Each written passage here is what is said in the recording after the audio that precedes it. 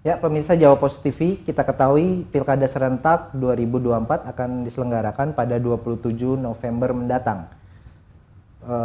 Termasuk Pilkada Kota Tangerang Selatan yang akan memilih wali kota dan wakil wali kota.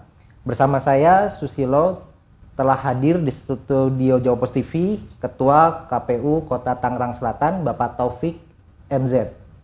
Ya, bagaimana kabar Pak Taufik? Alhamdulillah baik dan sehat. Ya, mungkin bisa dijelaskan Pak, seperti apa persiapan penyelenggaraan Pilkada di Kota Tangerang Selatan secara umum dan saat ini tahapannya di fase apa? Baik, makasih.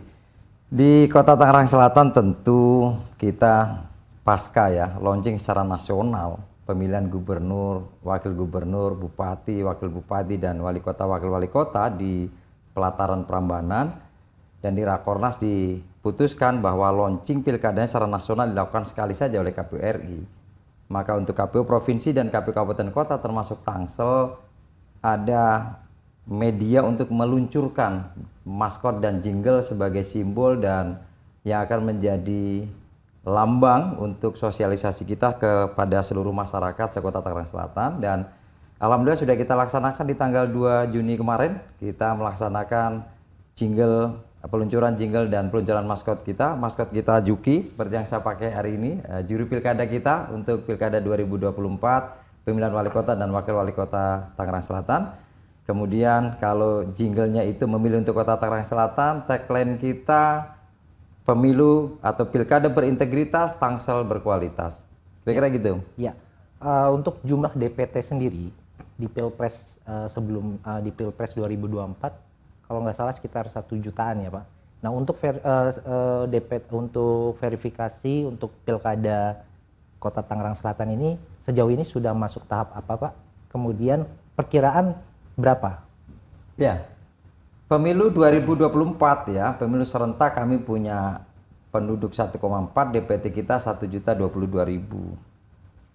Tentu Pilkada 2024 kita sudah menyelesaikan tugas membentuk badan ad hoc, PPK sudah kita bentuk, sudah kita lantik, bahkan besok ada capacity building dan juga BIMTEK lainnya. PPS juga sama sudah kita bentuk, dan pemetaan TPS kita bersama PPK dengan jumlah DPT yang kita peroleh atau DP4 dari Kemendagri, maka diakurasikan 1.022.000 itu kira-kira nanti di DPT kita yang hari ini kita plenokan dan kita bawa ke nasional adalah 1.052.000. Sehingga perkiraan ada penambahan 30.000 yang menggunakan IKTP pada saat pemilu 2024 atau disebut dengan daftar pemilih khusus.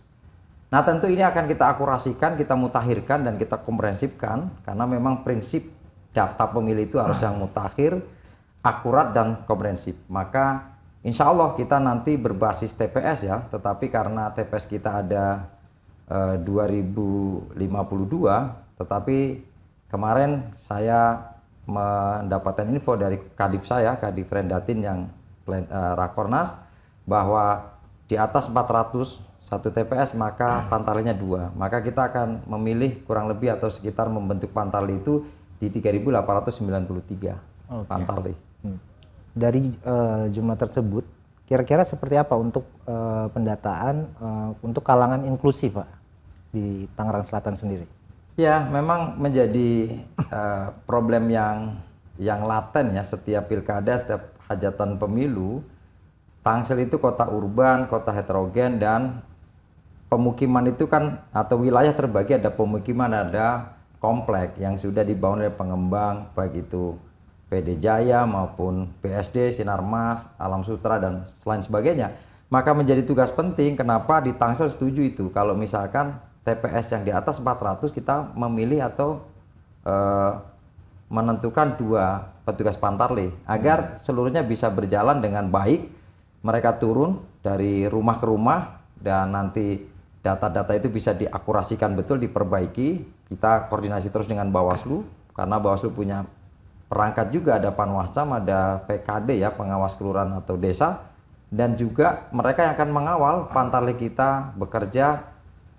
Dan nanti terakhir pada tataran kita mengakurasikan dan mengecek itu kan rumah-rumah yang sudah kita datengin, sudah kita coklit akan kita tempel stiker. Nah, stiker coklit ini karena beririsan dengan gubernur, maka yang menerbitkan stiker itu provinsi. Ya. Nah, provinsi itu tentu ada tagline, ada maskotnya. Maskotnya kan badak kalau Provinsi Banten di Pilgub 2024 ini. Kalau Tangsel Juki. Jadi kabupaten kota pasti stikernya akan berbeda-beda karena menempelkan dua maskot, maskot Pilgub sama maskot Pilkada masing-masing kabupaten kota. Oh iya, oke. Nah, ini untuk terkait calon independen, Pak. Nah, calon independen sejauh ini sudah ada yang daftar atau seperti apa, Pak? Iya, di Kota Tangerang Selatan, Mas, kita punya pengalaman ya dari berdirinya Kota Tangerang Selatan tahun 2008. 2010 pertama kali ada Pilkada Kota Tangerang Selatan diikuti 4 pasangan calon. Yang 2 itu dari calon persorangan atau independen. Yang 2 lagi koalisi partai politik. Kalau calon yang diusung partai politik kan Bu Airin, Pak Benyamin Daphni periode pertama. Kemudian ada Bang Arsid sama Andre Taulani. Yang 2 perorangan itu ada Yayat Sudrajat dengan Norodom Soekarno. Mantan Wakil Bupati Tangerang. Sama Rodiah Sulaiman dan Rodiah Najibe dan Sulaiman. Tapi pengalaman kami di 2015 pilkada yang kedua tidak ada calon persorangan, tiga-tiganya pasangan calon diusung partai politik. Begitu juga di 2020, 3 pasangan calon juga koalisi partai politik, tidak ada calon persorangan. Nah di 2024 ini kan calon persorangan sudah dianggap selesai, karena sosialisasi kita sudah kita lakukan. Kemudian bagaimana di Tangsel kita sampaikan ke publik, ke tokoh masyarakat, ke sebagian calon DPD ya yang berasal dari Tangsel, barangkali ada keinginan untuk nyalon di wali kota, kan kita jumlah penduduk di atas 1 juta. Maka ketentuan Undang-Undang 10 2016 kan 6,5% sebaran dukungan. Maka di Tangsel itu kemarin ketemu rumusan 66.000. Maka bagi yang ingin mengusung calon maju dengan calon persorangan, dia harus mengumpulkan 66.000 KTP yang tersebar minimal di 50% kecamatan. Sampai tanggal 12 Mei kemarin jam 23.59.00 tidak ada di Tangsel. Sampai hari ini ya untuk calon persorangan kita pastikan di Tangsel nggak ada. Oke. Ya, seperti kita ketahui Pak Taufik bahwa Pemprov DKI Jakarta akan memberlakukan pembekuan nomor induk kependudukan, Pak. Kira-kira seperti apa dampaknya, Pak? Nah, mungkin jawabannya setelah satu ini.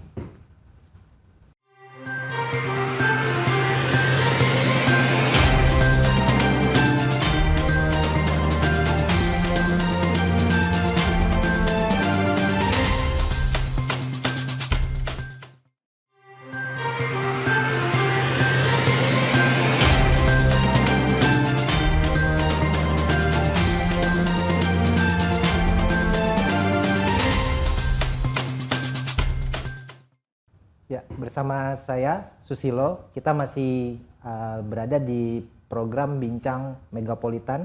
Masih bersama saya di studio Ketua KPU Kota Tangerang Selatan, Bapak Taufik MZ. Ya, melanjutkan pertanyaan, Pak. Ini terkait jumlah partisipasi pemilih. Kita tahu bahwa pilkada atau pemilihan kepala daerah tentu berbeda tingkat partisipasinya dengan pemilihan presiden. Nah, seperti apa, Pak? Ya, memang ini menjadi keperhatian dan juga diskursus kami ya di KPU dari periode ke periode. KPU Tangsel itu mengayai hajat pilkada kan sudah 3 kali, mau yang keempat kali nanti 2024, 2010, 2015 dan 2020. Pemilunya juga sama, pemilunya sudah 3 kali, 2014, 2019, dan 2024 yang kemarin. Artinya memang tidak bisa ya ukuran head to head antara pilpres dengan pilkada. Karena prestasi kami tertinggi kan di 84% pemilu atau pileg pilpres kemarin 2024. Tetapi di pilkada kalau kita mau runtut 2010 itu 54% tingkat partisipasi. Kemudian di 2015 naik 2%, jadi 56. Di 2020 yang extraordinary election atau pelaksanaan pilkada yang luar biasa kan di tengah pandemi COVID, maka ada perpu terkait dengan APD, terkait dengan protokol kesehatan untuk mengantisipasi jangan sampai pilkada menjadi klaster baru penyebaran COVID. Tapi alhamdulillah di tengah keprihatinan naik 4% atau menjadi 61,8%. Tetapi kalau capaian target nasional kan di angka 77%. Pemilunya bisa melampaui karena 84, tapi pilkadanya belum. Nah, oleh karena itu tentu ini 2024 menjadi tanggung jawab KPU, stakeholder, seluruh pemangku kepentingan di Kota Tangerang Selatan untuk mengambil peran, berbagi peran gitu. Sama-sama KPU tentu dalam tataran sosialisasi, kemudian juga menyiapkan TPS yang tadi kami sebutkan agar bisa memfasilitasi seluruh kelapisan masyarakat. Nah, sebetulnya 2020 itu upaya kami ingin pilkada berbudaya Tangsel berdaya, kan itu tagline kita dengan si pangsinya itu. Kami juga ingin bahwa pilkada itu seperti 17 Agustus. Di mana masyarakat itu Mas punya respect, punya keinginan menyambut dengan gembira. Maka kita bikin yang namanya lomba gapura. Jadi seakan-akan bikin seketeng, bikin gapura itu pilkada kayak Agustusan, tapi kontennya konten tentang pilkada gitu. Sebetulnya secara substantif gapura itu kan gerakan anti politik uang dan sara. Nah, disingkat gapura, lomba bikin gapura. Kami bekerja dengan salah satu IO lah ya, salah satu media nasional yang untuk promosinya, dewan jurinya sampai memutuskan itu. Nah, itu juga bagian mungkin mendongkrak 4% tadi. Tapi di 2024 tentu alhamdulillah kemarin kita launching itu menggait. Kita analisis DPT kita itu hampir 50% lebih kan yang milenial dan Gen Z. Maka kemarin di peluncuran itu kita undang Jian Suja yang TikToker yang sedang naik daun, kemudian Tip X yang digandrungi kalangan muda. Maka kemarin kita ingin dari awal itu kalangan pemuda merasa dilibatkan, merasa disentuh, merasa diikutan oleh KPU, sehingga sosialisasi kita nanti goes to school, goes to kampus, kemudian ke masyarakat ya tentu disambut dengan baik. Mudah-mudahan 2024 partisipasi target kami dengan pemerintah kota, dan kami selalu diskusi dengan provinsi dan RI di angka 70-75%. Kan itu cukup lumayan yang nggak bombastis tapi realistis lah, dari angka 61 ke 70 dan 75 nggak mustahil lah bisa kita capai. Ya, ini terkait angka partisipasi untuk saat ini kan Pemprov DKI Jakarta ini sedang memberlakukan pembekuan nomor induk kependudukan, Pak Taufik. Nah, itu apa imbasnya nanti ke depan? Ya tentu gini, sekali lagi ya, di undang-undang dalam proses kita bukan single database tentang data pemilih, tetap Kemendagri kan, maka dari pemilu ke pemilu meskipun pasca pemilu 2019 misalkan, kita ada yang namanya siklus pemilu. Ada namanya daftar pemilih berkelanjutan DPB. Yang kita perbaiki secara mandiri. Tapi tetap saja pemilu 2024 ya kita nunggu DP4. Kemarin hasil pemilu 2024 tadi yang kita sampaikan kan sudah kita sinkronkan, DPK yang pakai KTP kita masukkan ke DPT sehingga menjadi 52.000, ada penambahan sekitar 30.000. Tetap itu kan mengolah dari DP4 ke Mendagri. Nah tentu dengan adanya undang-undang DKJ ya, daerah khusus Jakarta yang kemudian membekukan NIK yang bukan penduduk Jakarta yang punya KTP Jakarta kan dibekukan, maka ada migrasi tuh. Migrasinya tentu ke satelit-satelit penopang ibu kota hari ini gitu ya, Bekasi, Depok, Kota Tangerang termasuk Tangsel. Ya tentu kami tidak boleh kuper ya, tidak boleh naif mensikapi ini, maka tentu kita bekerja sama, bersinergi terus, berdiskusi, berdialog dengan Disduk Capil Kota Tangerang Selatan. Kan tidak secara otomatis kalau itu dibekukan kemudian menjadi warga Tangsel. Ya tentu undang-undang mengatakan daftar pemilih itu kan berdasarkan IKTP. Nah, Tangsel berapa kali atau berapa ratus, berapa ribu nanti menerbitkan IKTP kembali dalam proses sebelum tanggal 27 November. Ya tentu KPU sekali lagi prinsipnya akan melindungi hak pilih masyarakat. Kita ikuti saja mekanismenya. Kalau memang nanti ada daftar pemilih atau IKTP yang diterbitkan oleh pemerintah Kota Tangsel di luar DPT yang kita tetapkan, maka itu pasti akan kita masukkan menjadi DPT. Toh ini berjalan belum penetapan DPT karena Pantarlih belum bekerja. Pantarlih bekerja nanti ada namanya daftar pemilih hasil pemutakhiran. Ditetapkan menjadi DPS kan gitu ya. DPS ada tanggapan masyarakat, tanggapan partai politik, tanggapan stakeholder dan tokoh-tokoh yang lain, termasuk masyarakat yang belum masuk menanggapi maka menjadi DPS HP. Prosesnya panjang sampai DPT. Kira-kira insya Allah sekali lagi prinsip kami adalah menjaga hak pilih. Kita juga melihat nanti selalu koordinasi apakah Dukcapil itu menerbitkan IKTP-nya bagian dari yang sudah masuk dalam DPT atau belum. Tapi tetap kita akan, karena prinsipnya kan yang tadi mutakhir, kemudian komprehensif dan akurat gitu Mas. Oke, ini terkait pelaksanaan penyelenggaraan hari H nanti pas pencoblosan. Untuk TPS-nya sendiri itu seperti apa saat ini persiapannya, Pak Ketua? Ya, tadi kita sampaikan ya, karena sebetulnya Undang-Undang 7 2017 itu kan mengaturnya 500 satu TPS gitu ya. Kemudian kalau pilkada Undang-Undang 10 2016 itu di angka 800. Tentu KPU dalam menurunkan memahami undang-undang itu kemarin baru pasca pandemi Covid gitu, maka TPS-nya menjadi 300. Kemudian kemarin pemilu 2024 juga serentak pertama di Indonesia juga masih di angka 300.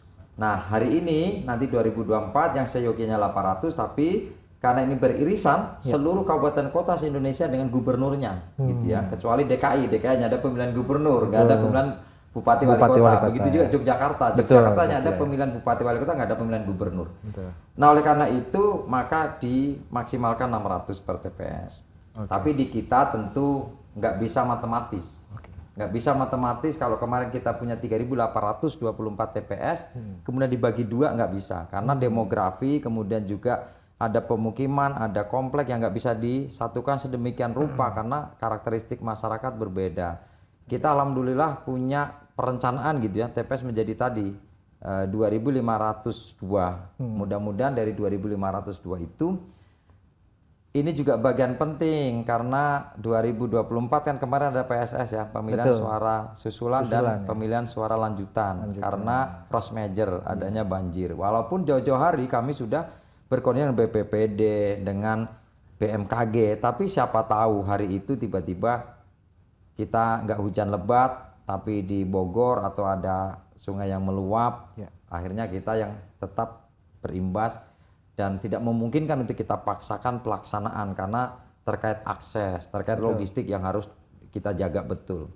Maka ada pemilu susulan. Nah, ini bukan dari antisipasi, mudah-mudahan kita udah perintahkan PPK PPS untuk memetakan titik koordinat lebih jeli ya. Agar yang kemarin potensi banjir digeserlah barang 10 sampai 20 meter walaupun tidak mengganggu aksesibilitas. Masyarakat kan biasanya harus TPS yang terdekat, nggak bisa mereka jauh sehingga partisipasinya turun. Maka ini dilemanya gitu ya. Kita partisipasi pingin naik tapi memberikan fasilitas yang semaksimal mungkin. Nah, kira-kira itu dua hal ini yang akan kita padukan untuk meningkatkan partisipasi. Oke. Untuk kalangan disabilitas seperti apa untuk memfasilitasi mereka untuk pencoblosan nanti? Iya, Datin ya, divisi Datin kalau di kita jauh-jauh hari sudah memetakan, sudah mengklasifikasi berapa jumlah disabilitas dan disabilitas apa saja kan, ada tunadaksa, tunarungu dan seterusnya. Maka fasilitas yang diberikan aksesibilitasnya beda-beda. Kalau dia tunadaksa misalkan, maka TPS-nya harus yang tidak ada undang-undang harus aksesibilitas. Kalau misalkan tunanetra ya tentu harus disiapkan template template untuk memilih bagi tunanetra. Ya, Pak Taufik, kita akan kembali bincang-bincang terkait pilkada ini usai jeda berikut ini. Siap, Mas.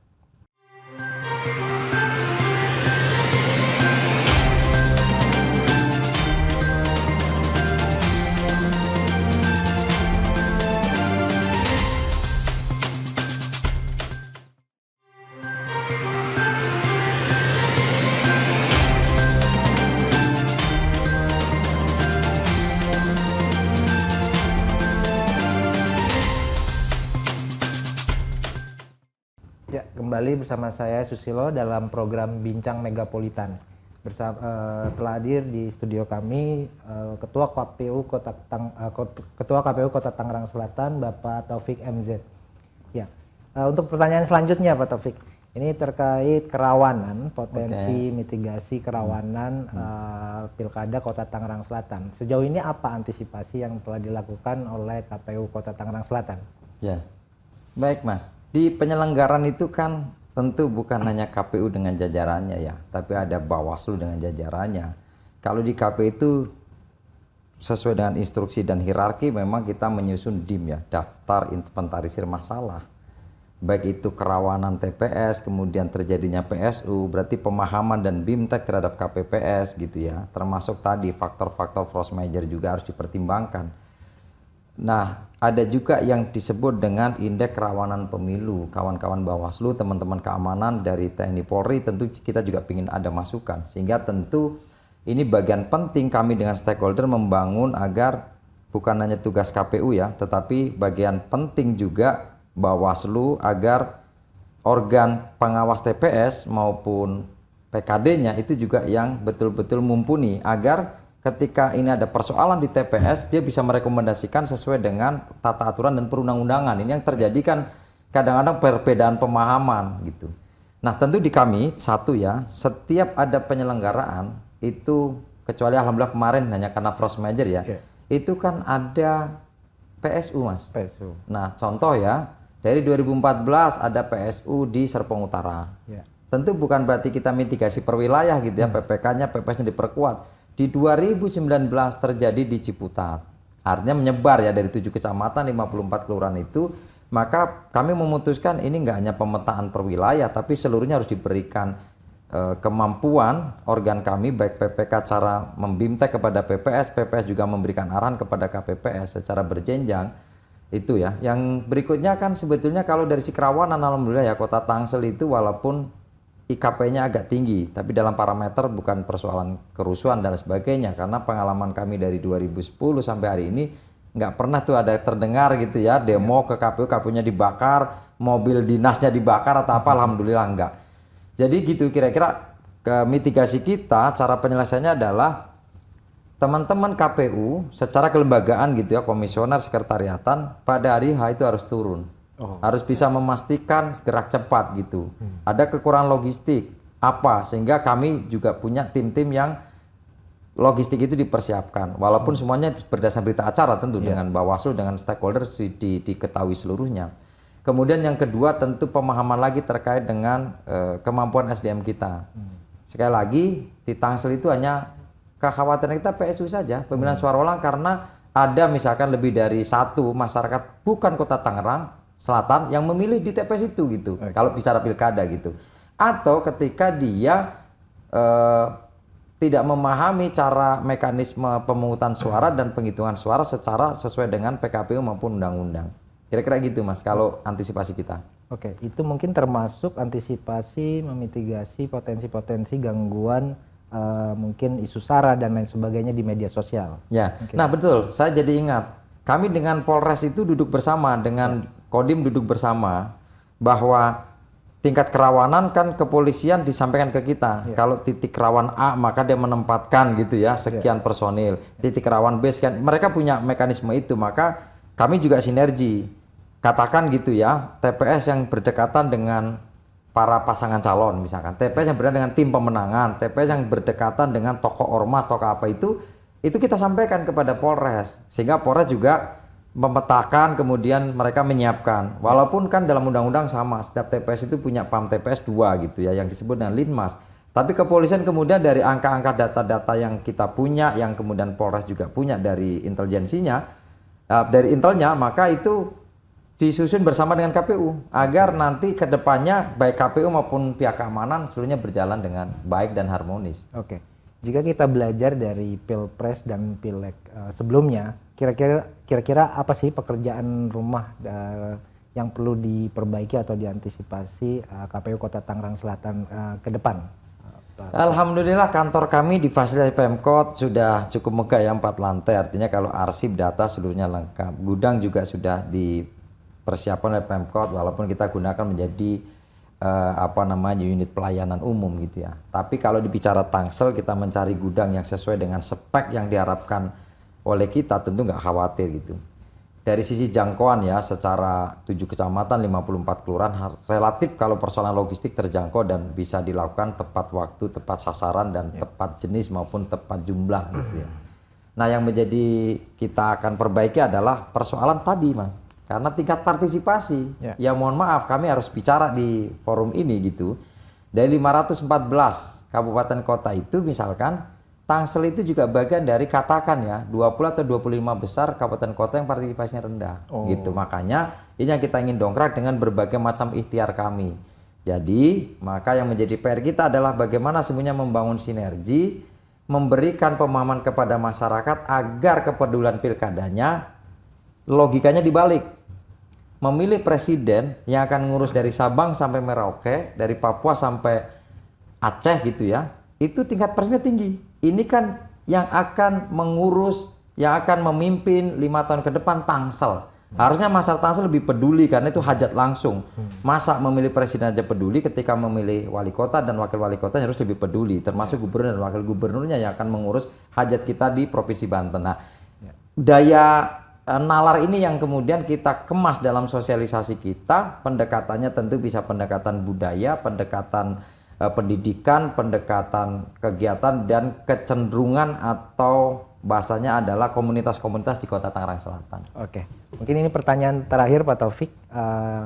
Pak Taufik mungkin bisa memberikan kalimat ajakan agar partisipasi masyarakat Kota Tangerang Selatan sendiri bisa tinggi dan bisa peduli terhadap pilkada ke depan. Ya, silakan Pak. Baik, terima kasih kepada seluruh masyarakat Kota Tangerang Selatan, 1.400.000 penduduk kita, kemudian juga 1.052 kira-kira DPT kita. Masyarakat Kota Tangerang Selatan, mari bersama-sama berduyun-duyun, kita songsong Pilkada 2024 dengan senyum, dengan gembira, kemudian datang ke TPS pada tanggal 27 November 2024, memilih dengan sesuai nurani, karena kita ingin mengantarkan Pilkada Kota Tangerang Selatan, pilkada yang berintegritas, penyelenggaranya berintegritas, kontestannya berintegritas, masyarakatnya juga berintegritas menuju Tangsel yang berkualitas secara pelayanan publik, pendidikan, dan kemudian juga pembangunan yang merata untuk 7 kecamatan 54 kelurahan. Jangan lupa 27 November bersama Juki, juru pilkada kita. Ya, terima kasih Pak Taufik. Ya, pemirsa Jawa Post TV, demikian bincang-bincang kami dalam program Bincang Megapolitan bersama Ketua KPU Kota Tangerang Selatan, Bapak Taufik MZ. Ya, terima kasih Pak Taufik. Ya, demikian bincang-bincang kami dengan Ketua KPU Kota Tangerang Selatan, Bapak Taufik MZ. Sampai jumpa pada program Bincang-bincang Megapolitan selanjutnya. Saksikan terus Jawa Post TV.